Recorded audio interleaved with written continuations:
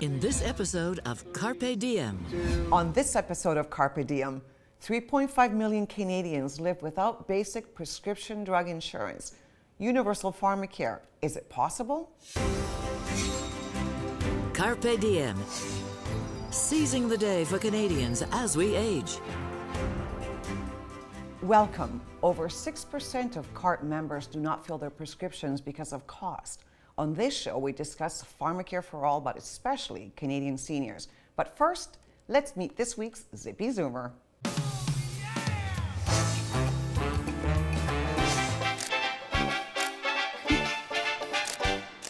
And we're back here with our Zippy Zoomer. We're in Vancouver this week with Kathy. She's a photographer extraordinaire with 10% vision. Let's see who takes the better pictures, Leah. Oh, challenge accepted. It's a full-time job just to operate through life with the little bit of sight I have. I kind of channel that concentration into the photography. I always use the eyepiece. I don't use the screen. I can concentrate everything I'm seeing into that one little area instead of looking at a larger area like that. You know, I can fake it fairly well until I don't. Yeah. I've been doing some stand-up just because it's one of the things on my bucket list I said I would do after. You know what? We gotta find some people. You should tell them a couple jokes. We're gonna do that, yeah. I've been thinking of some new jokes for my stand-up, and I can't tell you how many times I've asked directions from mannequins. You know, I thought it made perfect sense to bring my monocular to the strip club. So she's willing to try new things and that sort of thing. Definitely willing to try new things. Whenever I see what she's up to, I'm like, oh my God, my life is so boring. Yes, I feel that get all it. right back there. I get it. Yeah, so we'll do about 8 of those. I am invincible. At least 7 years ago, I knew her first on Twitter. Oh, wow. So that's how you got to know each other, from social media. I've been in the PR profession for over 40 years. Okay. And for me, social media was just another tool. When I started out in the business, there were no computers. There was no fax, there was no voicemail. I turned 64 on the 7th of March. Wow. You gotta play that Beatles song over and over now. Will you still need me? Will you still feed me when I'm 64? Oh, on that note, we're gonna head back to the studio with Carmen. In the meantime, you're gonna continue to take those photos there. But if you have a Zoomer to nominate, don't forget to contact us at zippyzoomer@carpe.ca. What an inspiration.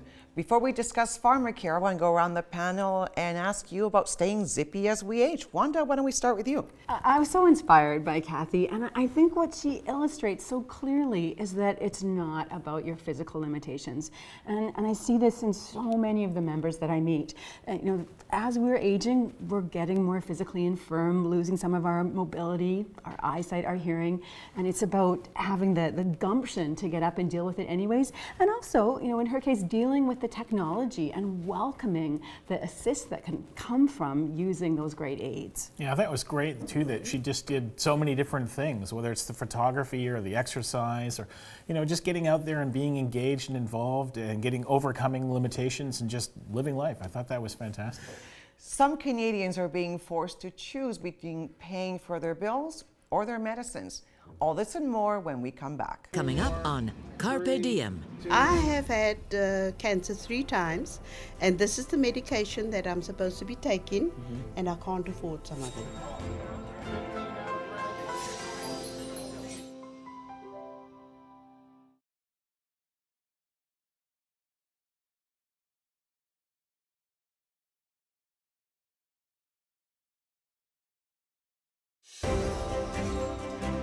CARPe Diem.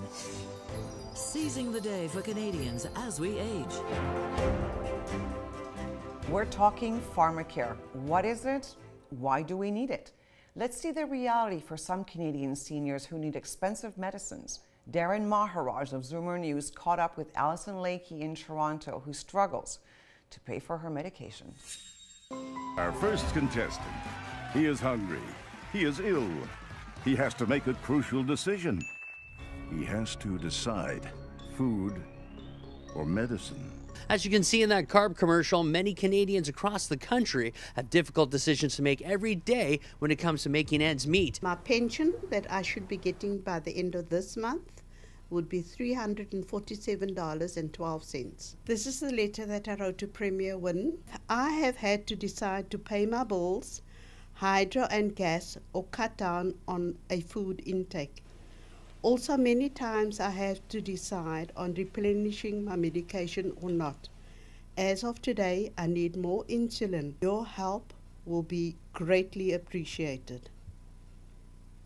And what's been the response from Premier Wynne?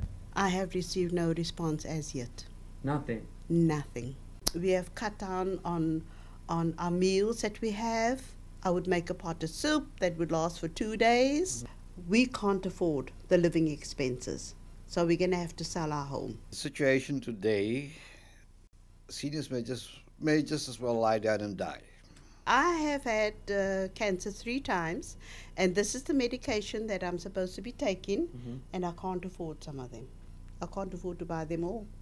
Will you talk to your doctor about this? Yes. What does the doctor say? He says if you don't take your medication, you're going to die. So I guess I'm going to die.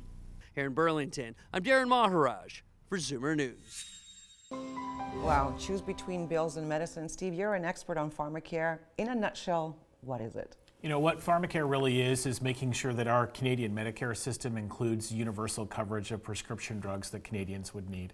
Every comparable country around the world with a universal public health insurance system provides universal coverage of medicines.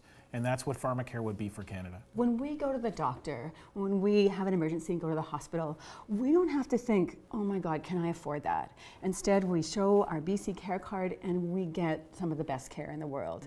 It should be the same way with our pharmaceuticals. When we need some medication, we shouldn't have to be thinking, gosh, can I afford that? But rather be able to show our healthcare card, perhaps pay a small deductible, and get the medications that'll keep us healthy. Medications are very expensive.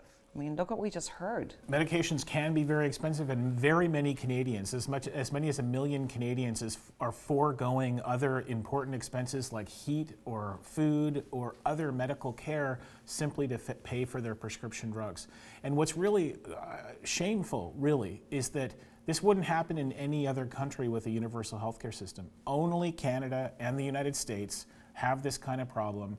And gosh, we wouldn't want to look to the United States as an example. We should be looking to Europe and Australia and New Zealand as the places that have these systems that give people prescription coverage, whether they're in the hospital or in the community. And I think what's less well known is that this isn't just a problem for average Canadians. This is also a problem for seniors. We recently polled our members, and the numbers were astonishing. 14% of our members in BC said they had considerable or extreme distress, financial distress, paying for their medications, and another 33 said they had some financial strain. So that's almost 1 in 2 of our BC members struggling to pay for their medications. That's not right. I have a short clip to show you on what Canadians pay for prescription medications. Take a look at this. In 2016, Canadians spent $30 billion to fill more than 600 million prescriptions. That's more than 4 times what we spent on prescriptions 20 years ago. No other part of our healthcare system has increased in cost so quickly. Is that making your blood boil? Better take some deep breaths, because the cost of maintenance drugs, like those used to control high blood pressure, has gone up 58% since 2005. Meanwhile, specialty drugs have skyrocketed 325%. What's more, our costs here in Canada are going up faster than other countries. Between 2000 and 2012, our prices increased at a greater rate than any other comparator country. That's a tough pill to swallow. The costs are rising, and what is our government doing about it? Recently, the Canadian government introduced a proposal to tackle Pharmacare. They're going to set up an advisory council with a report due in 2019, which is an election year. Wanda, do you think this is an insurmountable problem? You know, it's really a question of political will. and I think this government has pledged to support the middle class, there is not only a compelling moral case for this, but also a really strong financial case. So would love to see this be on the political agenda for 2019. Yeah, there's a lot of evidence that says when we don't have universal coverage, when people aren't able to access a public system easily, they fall through the cracks of the public and private system. There's a study that was done in Ontario that found that access to medicines for diabetics in Ontario was pretty good and outcomes were pretty decent if you were over 65, and that's because Ontario provides relatively comprehensive public coverage for those people. People under 65 in Ontario with diabetes had less access to medicines and more difficulties. And the authors of the study concluded that as many as 700 diabetic Ontarians die prematurely every year because they're not accessing the care that they need. And you know, we talk about big dollars and savings of $4.2 billion and a pharmaceutical bill of $30 billion. I think it's sometimes helpful to look at an individual prescription. So there's a very popular drug many of our members are prescribed called Lipitor. And in Canada, depending on your coverage, the cheapest that you would get that drug for is something just over $800. In New Zealand, with a single payer plan, that drug is $15 for a year's coverage. So there are massive savings to be obtained, not to mention the moral imperative that nobody should be having to forego their medication. This is a very hot topic in Canada right now. And let's hear what NDP leader Jagmeet Singh had to say about the Liberals' proposal, and then we'll be right back. I would love to see this government implement Pharmacare because it would actually help people out. This government's not proposing that. This government's not even talking about a Pharmacare plan. They're talking about a study, and a study with no financing beside it. That's nothing.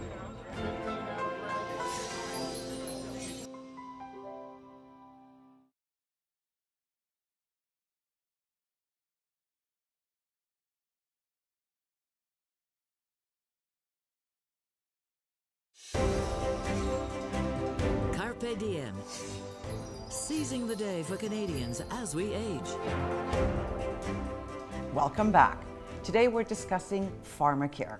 I want to ask the panel for their thoughts on Jagmeet Singh's comments, but first, let's see the announcement that he was reacting to. 1 in 10 Canadians cannot afford the prescription drugs that they need. And every year, over 1 million Canadians are forced to give up food and heat in order to afford their medicines. To address this, we've created an advisory council on the implementation of National Pharmacare, to be headed by Dr. Eric Hoskins. Wanda, what's CARP's position on Morneau? Do you think the Liberals are serious?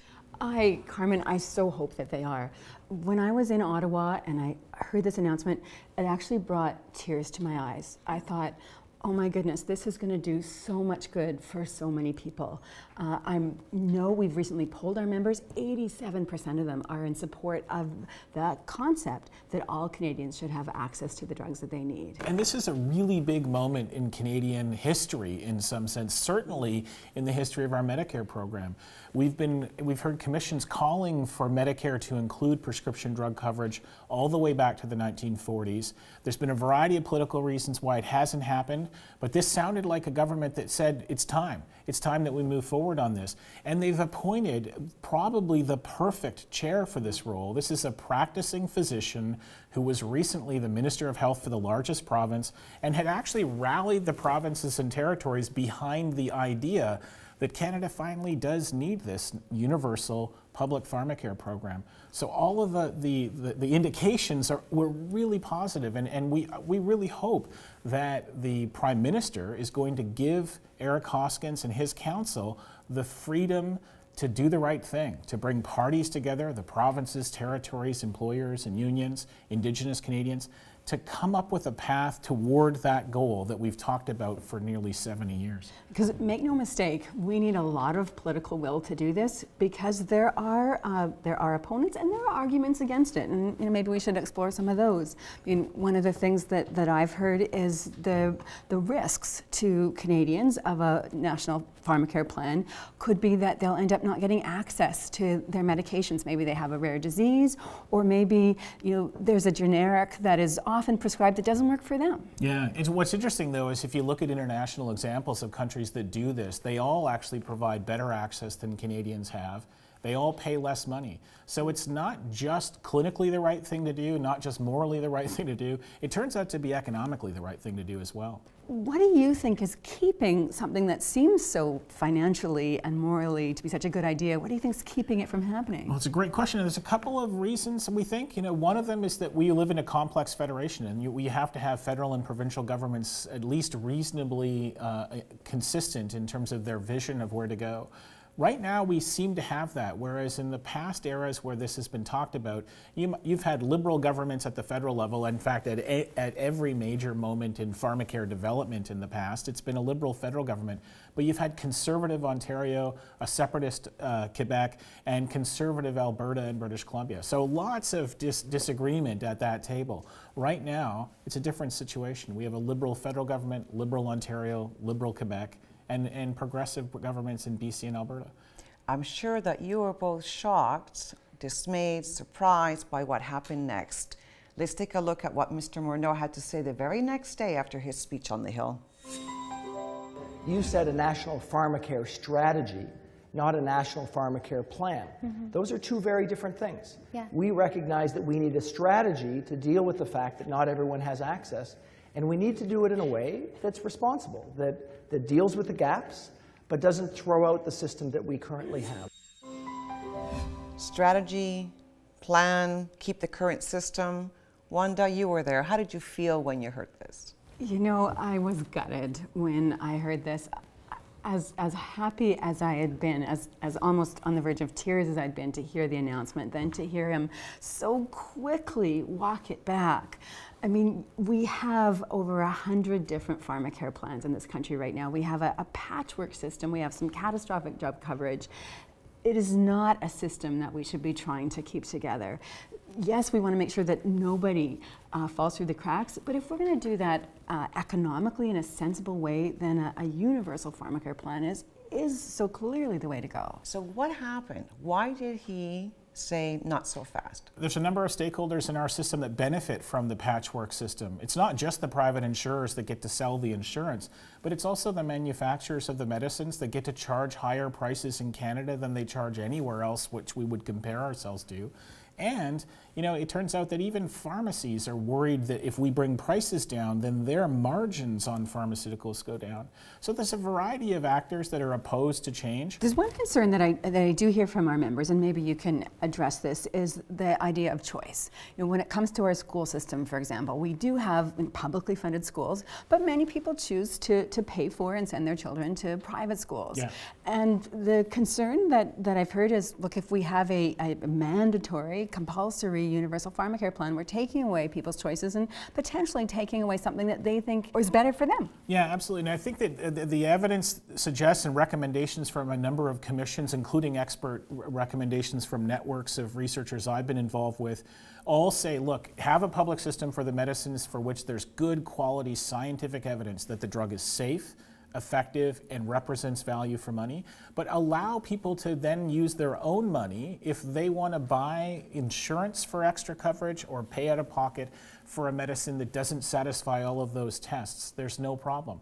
Do I think a lot of Canadians will end up wanting to do that? Probably not. And the reason is that when you're in hospital, you're in a system that provides universal public coverage of prescription drugs based on a formulary, using purchasing tools of competitive tendering for supply, all the things that we would do in the community. You don't go into the hospital and say, can I use a little extra money and buy a different drug than you're giving me here? Because generally speaking, the drugs provided in our hospitals are safe, effective, and they're the kinds of things Canadians need.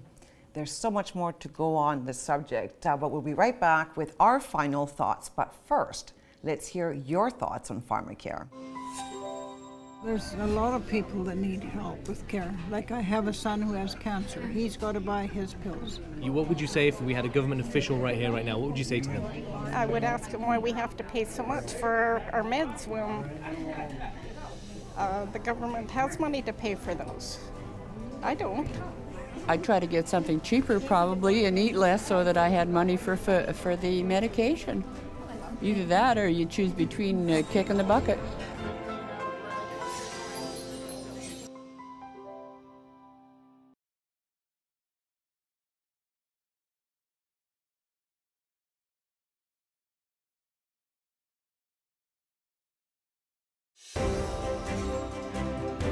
CARPE Diem. Seizing the day for Canadians as we age. It's now time to ask for our panel's final thoughts on Pharmacare. Steve, you want to go first? Sure, and following on some of those comments there, the point about government having money available to do this, it turns out we do. The Parliamentary Budget Officer has said that essentially Canadians are spending $4 billion a year more than we need for a universal pharmacare program.